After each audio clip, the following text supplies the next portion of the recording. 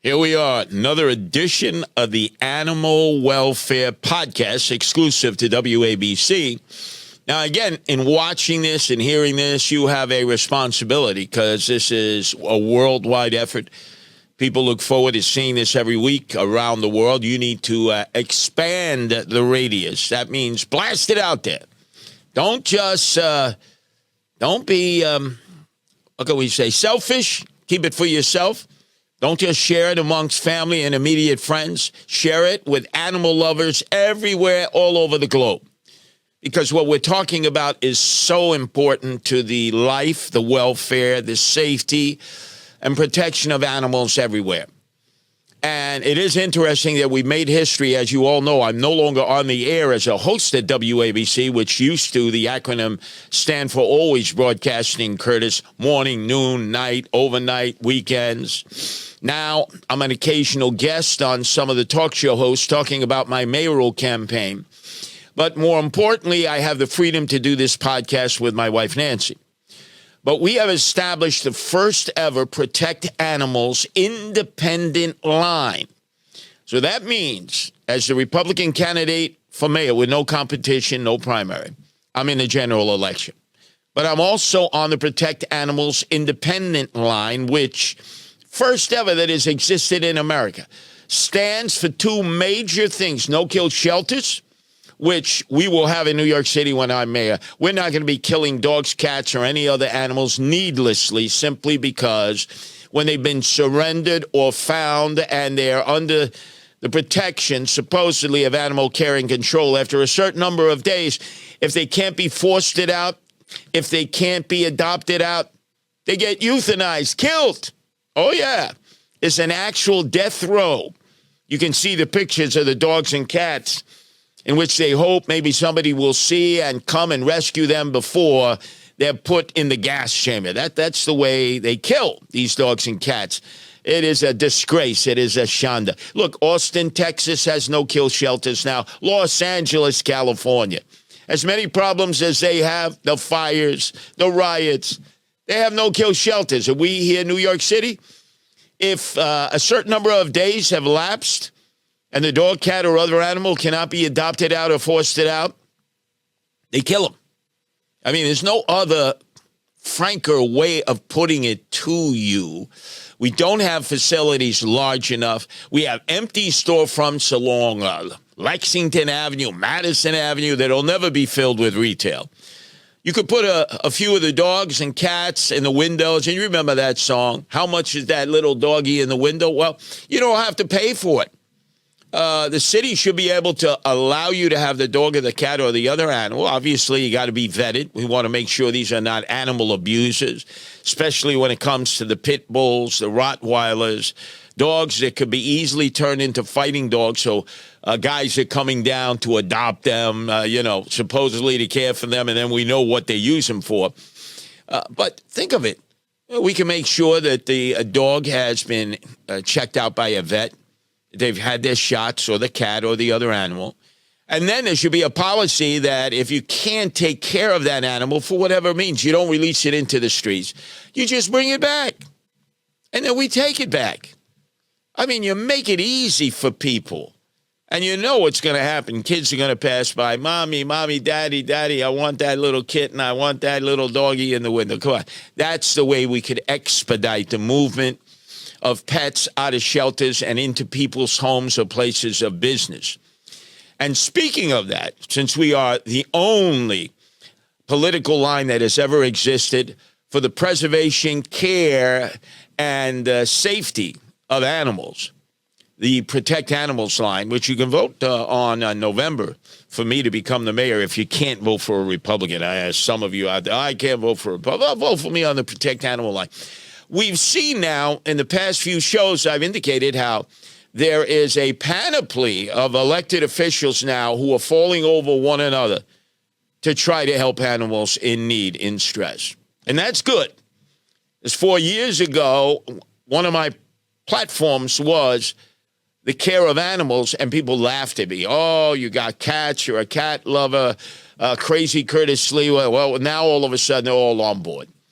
Ever since the national election of Trump versus Harris, You remember, who was it? The governor, the dilly willy governor of Minnesota, Welch, who was running with Harris. He had a cat. So who all of a sudden endorsed Harris Welch because of that? Who is the top singer? I'm trying to think. It was not Britney Spears. It'll come to me momentarily. I hate her. I loathe her. I despise her. But she gave her endorsement because he had a cat. And then obviously Trump, who's never had any animals of any type, is the only president ever to have, quote, the pet in the White House, has now been considered the most pet-friendly, as he has ordered many of our national agencies no longer to test on dogs and cats and other animals.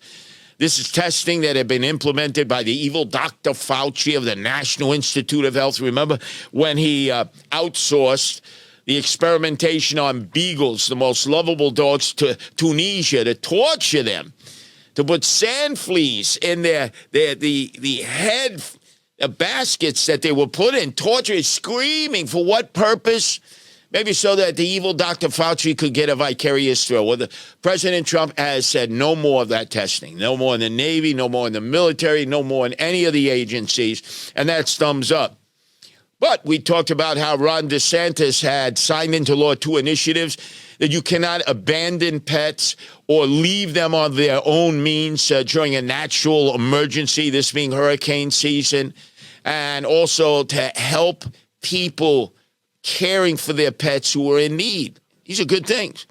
We talked about the DA, Ray Turney, the Republican out in Suffolk County, who's doubled down on the penalties that he will put into place as he goes after animal abusers. And then Nassau County did the same thing. Well, they were all Republicans.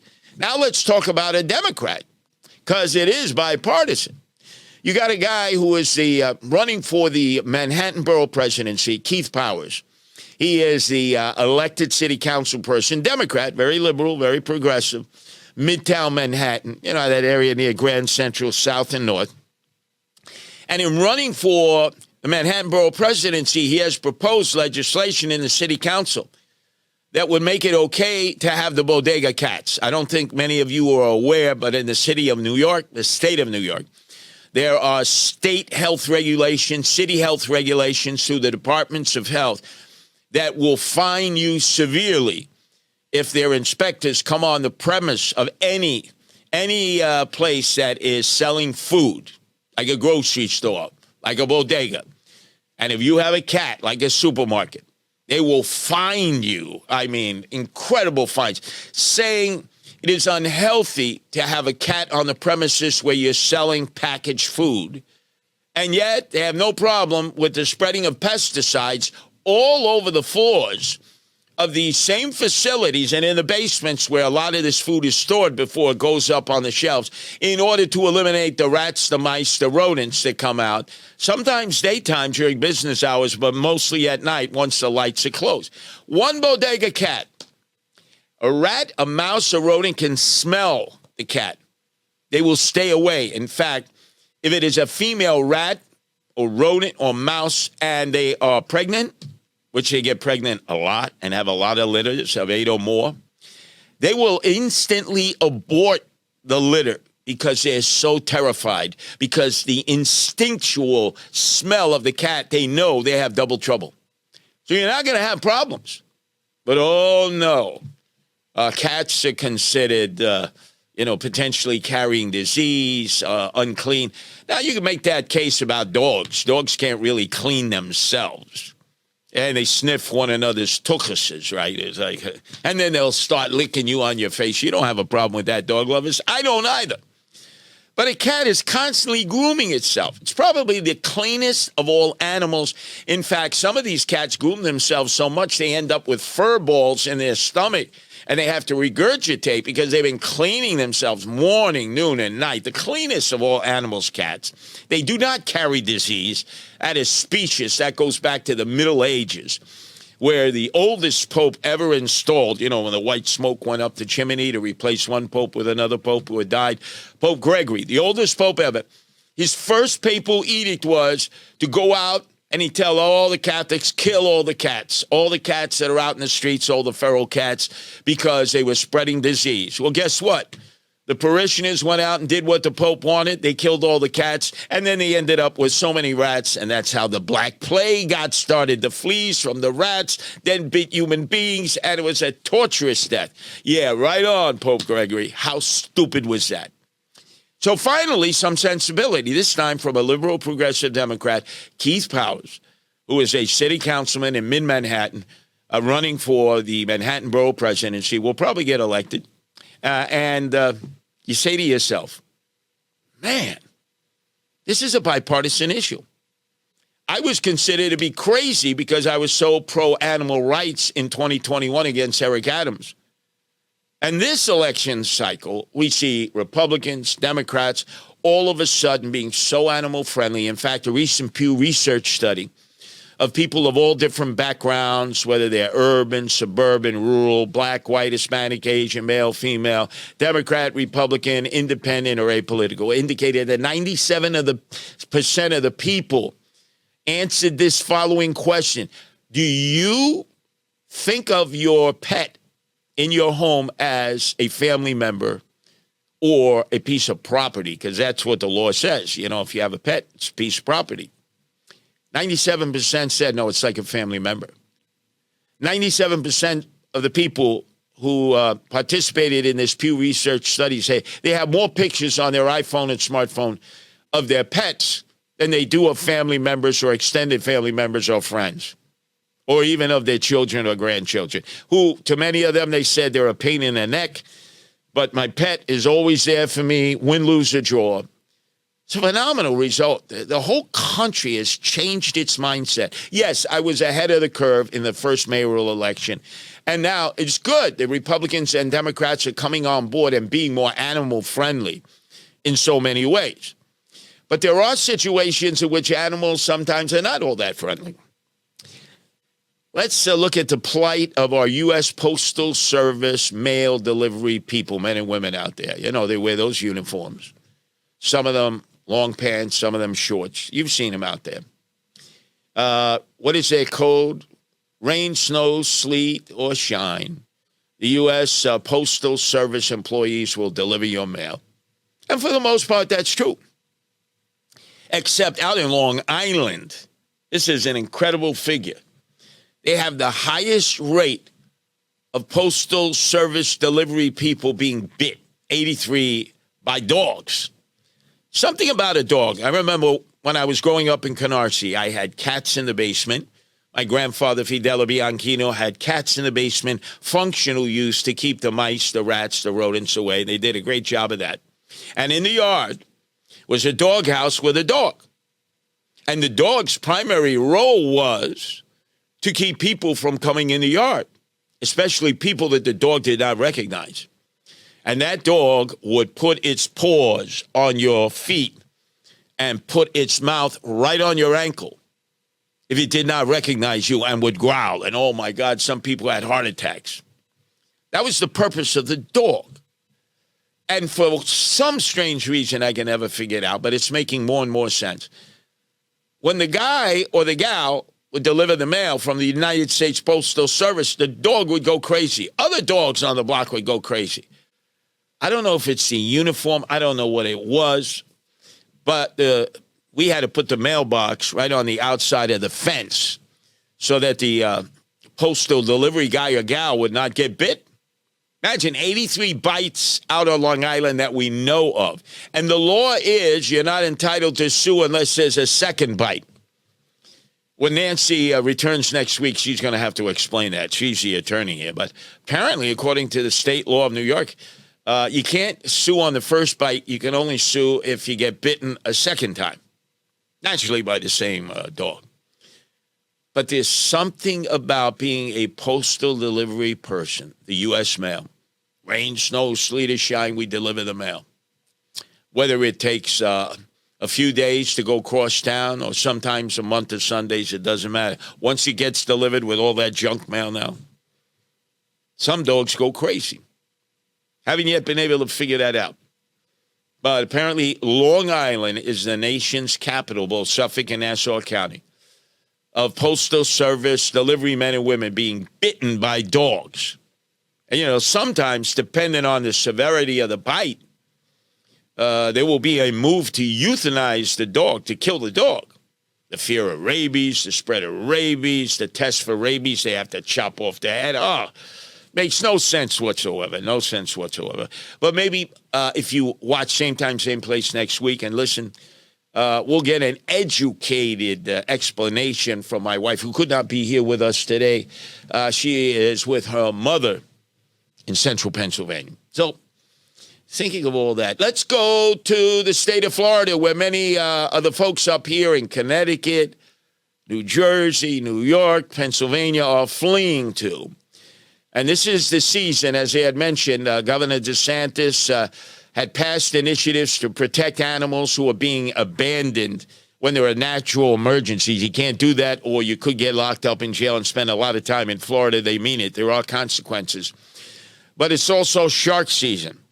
A lot of the sharks are now swimming up the East Coast, up to North Carolina, the reefs there to feed. And then they'll be coming north because the oceans are warming. And wherever the oceans are warmer, obviously there are more fish to feed on. And apparently a great white was spotted off the reef of North Carolina, the largest ever that has been captured and tagged. So now scientists and those who study the creatures of the ocean will be able to track its movements. Apparently 14 foot, 1,700 pounds, this big white. I mean, we're talking Jaws style, right? The Spielberg classic, remember, Jaws 1, Jaws 2. Huge. And why are the great whites important? Because they put fear in the hearts of many when they spot a great white. Because they get rid of all the other predatory fish who feed and frenzy on the schools of smaller fish, so they keep an ecological balance in the ocean. Also, you can tell where the ocean is warming up because that's where the great white sharks are going to migrate to. And most importantly, it's because of global warming and climate change. I know a lot of you don't believe in global warming, climate change. It's real.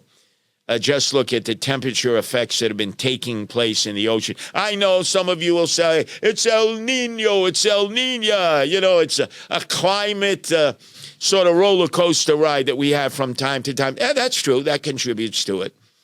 But I think it's also global warming. So the fact that you had this great white shark continuing north, might have even gone up to what could we call it? The great Atlantic provinces of Canada, up there in Halifax, Labrador, Prince Edward Island, all those areas, New Brunswick. It's cold up there, but the waters are getting warmer and warmer. Expect more great whites to migrate up that way with other colonies of sharks. And speaking of sharks, it was a horrific shark bite on the west coast of Florida near Tampa, St. Petersburg, that area there, of a 9-year-old girl. Almost bit off the 9-year-old girl's hand. She had to be medevaced, and then they had to do microsurgery to attach the hand. So again, this is not only the season of hurricanes, as warned to all of us by Governor DeSantis in Florida as it revs up, but also the season of migratory patterns of sharks. Very important to the ecosystem, but sometimes a threat to men and women. That's why you have a lot of drones out there now hovering over the ocean to sort of track all the different kind of sharks and the groupings of sharks that are out there that are looking for different places to feed. Not necessarily on human beings. Occasionally that happens. People haven't necessarily who study this subject figured out why, maybe because it's sudden movement. But generally, sharks are not looking to eat humans as a food source. People still, they think of Jaws 1, they think of Jaws 2. That's a very rare thing. But hey, look, animal welfare, we talk about all of that, but it's an ecological balance of the fish, of the fowl, of the animals who have inherited the earth and who increasingly we are trying to marginalize and sort of box in and not allow them to have the freedom of movement that they have had for centuries. So we're going to continue on that note. So we have the great white, and then remember Michael Jackson? That's right. Michael Jackson. Man, what a freak he was, a pedophile, right? I mean, look, up there in Santa Barbara, what was that, Never Never Land? By the way, whatever happened to his chimpanzee? Who was that? Bonzo? I don't know. Apparently, when Michael Jackson perished, from too much formaldehyde and was buried, they outsourced that monkey friend of his somewhere to a sanctuary in Florida, and they claim somehow that monkey's still alive. I don't know. Maybe it is. Maybe it isn't. But he also had llamas. Remember in the Never Never Ranch, where the pedophile would take care of the animals by day and then the little boys at night? Oh, God, what a freak. But he had llamas. Now, apparently, there have been studies in Belgium. I tried all the way in Europe, in Belgium, that the blood of a llama, they're high in the Andean mountains, where the Incas used to be, and others will pick the cocoa leaves and eat the cocoa leaves as they lose their teeth from poor dental health, but it'll have a numbing effect because it's really the basis of cocaine. That the llamas, who are like part of the animal culture in the high mountains of the Andes in South America, they've actually done experiments on their blood in Belgium. And apparently, the blood, when experimented against the COVID-19 virus, completely isolates the virus and prevents that virus from spreading within your system. I don't know how the experimentations have occurred. Again, next week when my wife Nancy joins us, I'm going to ask her to do a deep dive on that, because I hope they're not killing the llamas. You know, you could draw the blood of a llama like you can a human being without killing it, as they do these experimentations. But think of it. What a marvelous thing that would be, that if the blood of a llama could actually prevent you from getting COVID-19. Some of the strains now, more severe than the original ones, that are still taking people's lives all over the world. So there is this synergy between men and women from the animal world, animals who are on Earth, animals in the oceans, fowl in the skies, that they have some additional benefits to human culture when experimentation takes place. Now, we're not talking about for pharmaceutical products or for cosmetic products in which animals get tested on a regular basis, most unnecessarily. It's really unnecessary. But some, the benefits are enormous for humanity, so we're going to keep track of that. And all of a sudden, back in the state of Florida, I forgot to mention this, one of these miraculous situations. You know, in past episodes, we talked about when I was a kid, and sometimes years later in the 60s, you go down to visit your relatives in Florida, especially in southern Florida, Broward County, Dade County, Miami Beach, when Jackie Gleason and the Art Carney and the June Taylor Dancers had the #1 TV variety show on Saturday nights. And then remember at the end of it, they'd say, come on down to Miami Beach. And boy, so many of our friends and relatives did. And when you'd go to visit them, you'd drive down Old Dixie Highway in Florida, before that Tobacco Road, to get there.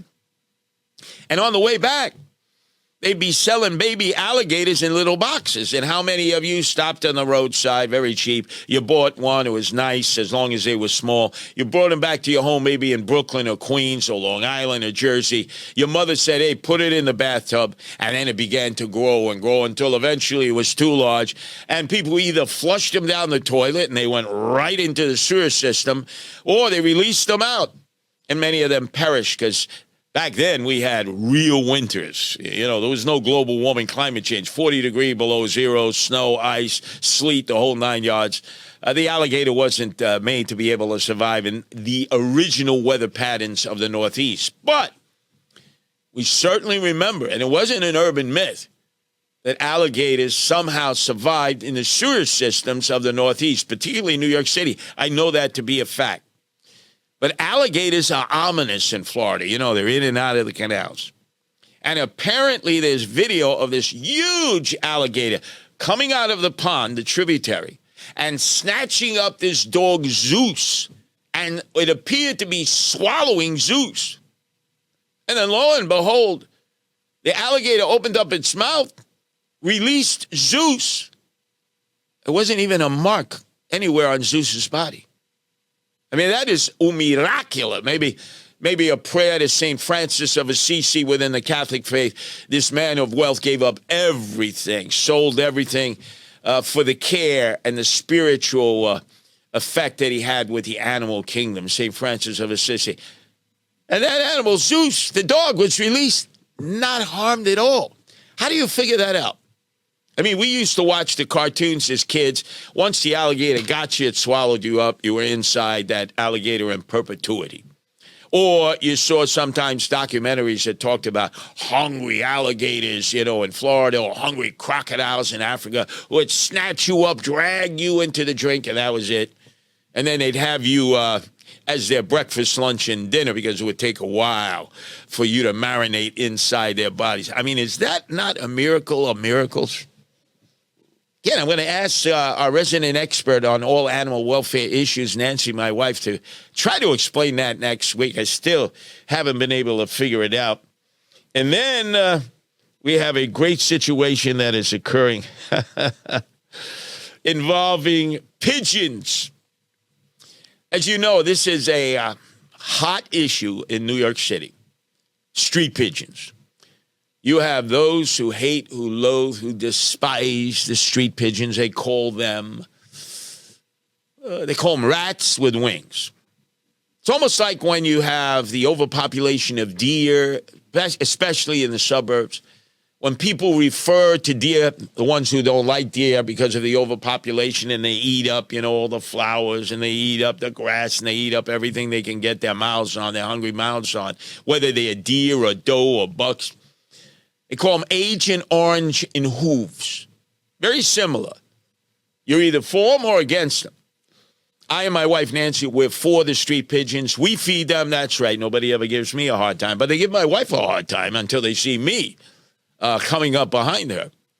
And there are many of you out there who feed the pigeons every day, religiously, like in the morning or late at night. Because if not, they would probably starve to death. They don't really have like a natural food base that they can depend on. And some who hate the street pigeons will go out and actually poison them. And then, as we've determined before, there are groups who come in from Pennsylvania with beat-up vans, unmarked vans, but Pennsylvania plates, Keystone plates, and they come in with nets, and they'll go into our city parks, or they'll see where there's a large staging area for street pigeons. They'll throw the food out, and all the pigeons will come down and actually start eating, and they're all focused on eating the food. And then they'll sweep a net through, capture all the street pigeons, throw them in the back of the van. Basically, they are stealing the pigeons. It's like they are rustling, like they used to have years ago, rustling cows, rustling horses, rustling sheep. And if you got caught doing that, you might get shot and killed, or the sheriff might arrest you, and then you'd get hung from a tree for rustling sheep and cows and horses, who were considered property then as they are now. And you could face the ultimate end of your life for doing that. But they're rustling up, they're rounding up these pigeons, and they're bringing them to shooting ranges in Pennsylvania where generally the gun enthusiasts, especially with shotguns, they shoot clay pigeons. I don't have a problem with that. But now, to incentivize the shooter, they say, well, how would you like to shoot a real pigeon instead? We'll release these pigeons. These are the street pigeons from New York. And the hunters will go, yeah, how much? $10, a shot, $5 a shot, whatever. And these creatures have no chance, even if they escape, which some of them do, the buckshot coming in their direction. It's hard for them to survive out in those forests of Pennsylvania. But as a result, there's a whole movement now that I'm a part of and my wife's a part of to protect the pigeons. In fact, when I'm elected mayor, there is the New York City flag. It has one of the original Dutchmen, the settlers, I guess related to Peter Stuyvesant and the Dutch Reform. Then you have the native Indian. Then you have a bird. It looks like a blackbird. I don't know. It's not necessarily synonymous with New York State. But the pigeon certainly is with New York City, right? I would make that the official bird of New York City. And interesting, they're having the first ever pigeon impersonation pageant in Bushwick, where you can come dressed like a pigeon and perform as a pigeon. I'm just upset that I was not asked as an expert on all things pigeons.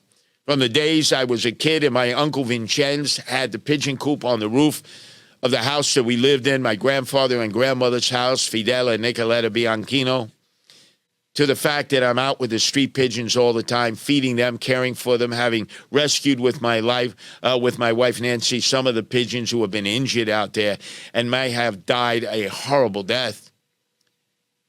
I think I should have been chosen as a judge for this contest. But that not being the case, it is elevating the status of the street pigeons that I and Nancy love, and then some of you hate, loathe, despise. You put spikes right there on your windowsill so that if a pigeon lands, it impales itself, it loses some of its claws. Horrible.